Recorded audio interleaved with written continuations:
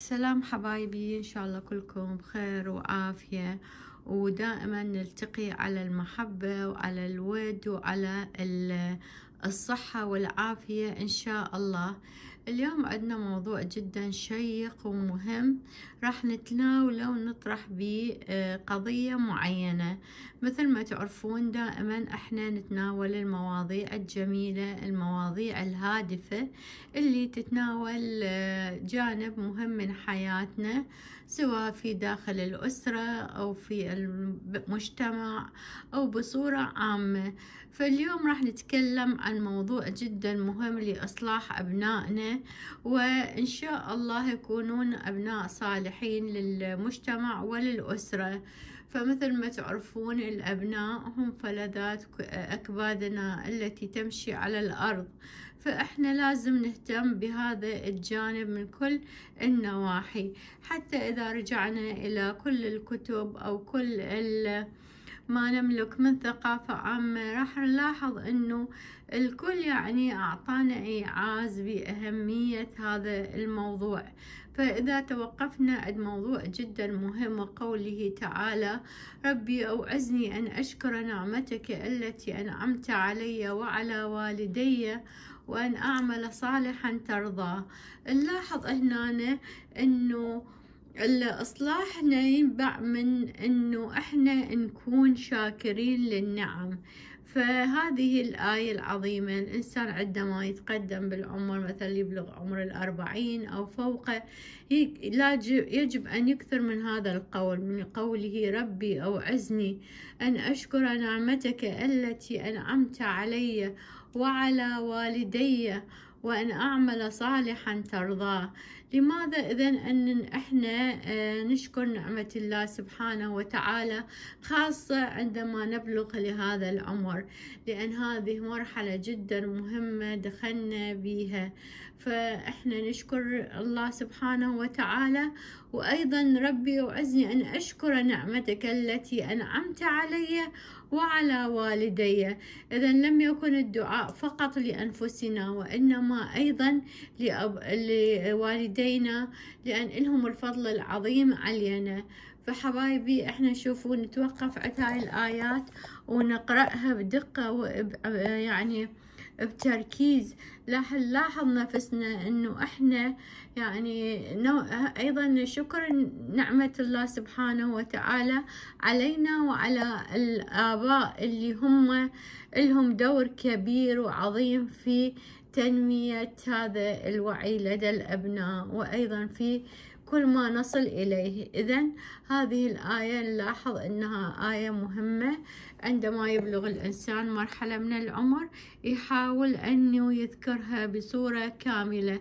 أيضا اليوم راح نتطرق إلى موضوع جدا جميل، وهو قول دعائنا لأبنائنا في كل وقت. فنقول: ربي هب لي من لدنك الصالحين. يعني هذا الدعاء أيضا جميل، إنه إحنا نطلب الصالحين اللي هم يعني يكونون بذرة فيها الخير الكثير. فهذا القول أيضا بأهمية جدا جميلة. كذلك نقول: ربنا هب لنا من أزواجنا وذرياتنا قرة أعيننا واجعلنا للمتقين إماما. إذا أيضا هنا طلبنا أنه إحنا نكون للمتقين، هم اللي هم الناس الصالحين، نكون لهم إمام ونكون لهم يعني كأنما المثل الصالح. ربي أوعزني أن أشكر نعمتك التي أنعمت علي وعلى والدي وأن أعمل صالحا ترضاه. ربنا هب لنا من أزواجنا وذرياتنا قرة أعيننا واجعلنا للمتقين إماما. إذا أيضا نلاحظ هاي الجمل الجميلة اللي هي تذكرنا بأهمية الشكر، بأهمية الدعاء، أن ندعي من الله سبحانه وتعالى أن يهب لنا من الصالحين، يكونون أبنائنا أبناء صالحين. فلا تنسون الدعاء في هذه العبارات الجميلة، كم له من فضل عظيم. أيضا إذا إحنا حاولنا دائما أنه نلتجئ إلى الله سبحانه وتعالى بأنه أبنائنا يكونون في حفظ الرحمن، ونستودعهم الله سبحانه وتعالى بقولنا اللهم إني استودعتك أولادي عقلهم ومالهم وأجسادهم فاحفظهم بحفظك يا من لا تضيع ودائعه. فأيضا هنا إحنا بهذا الدعاء راح نجعلهم في حفظ الرحمن. أيضا قولنا اللهم هب لهم الرفيق الصالح، فالرفيق الصالح رفيق الدرب إلى دور جدا كبير.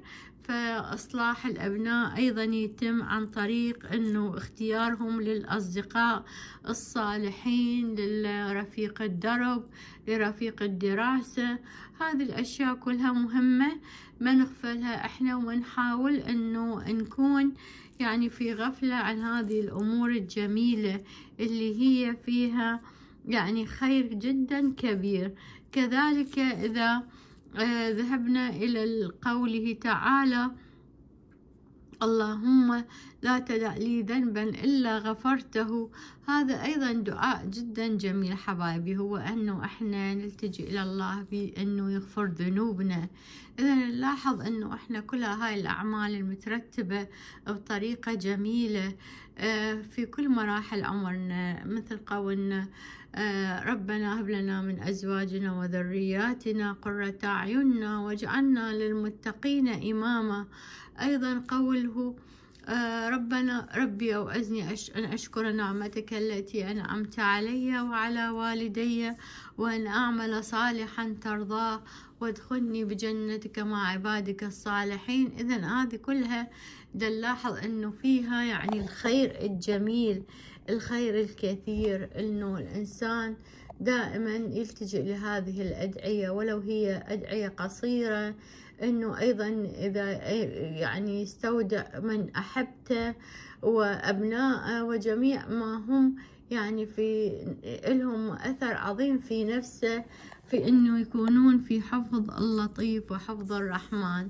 وأيضا لا ننسى حبايبي أنه إحنا كل ما نصل يعني إلى مرحلة من العمر يجب أنه نركز على دعاء معين، يعني هذه حقيقة جدا مهمة، لأن هناك يعني أدلة تثبت أنه كل مرحلة إلها دعائها اللي هو فيها الخير الكثير.